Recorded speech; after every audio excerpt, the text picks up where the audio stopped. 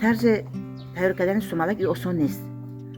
وقتش مشقت ها هستن. توزه آزاده باید باشه همه چیز. بعد همین خیل کردن در کاری که همه چیز جا به جا باشه که و سومالک شیرین بیایه به مزه بیایه که مردم همه را بخوره یا حلاوت بره. این چیزی بهاره.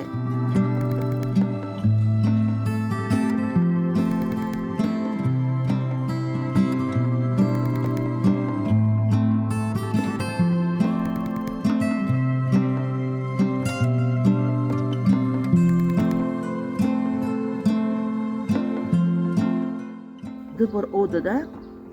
نگاه کده میستی چه سبز دیسته او سبزش بولو نروه ای تک بیایه ریشش همش نگاه کدن تگش که ریشش یا 4 روزه تیار میشوه ریشش سفید کشید ای گوش برورک میسراب که میگم که همونده میبروریم 2 بار میبروریم که شیرش خوش رو ببرویه شیرش برورده بعد اینا بعد تیار میکنیم مستا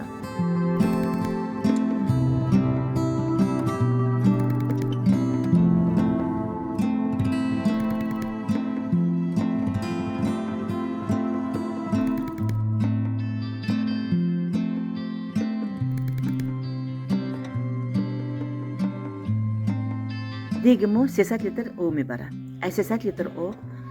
و یا همون شیره گندم انداخته اور انداخته و یا میجوشونیم همگی تو پختنش ویده 14-15 ساعت وقت میروه بعد از وی تیاری سومالک 80 لیتر 85 لیتر سومالک تیار میبرویه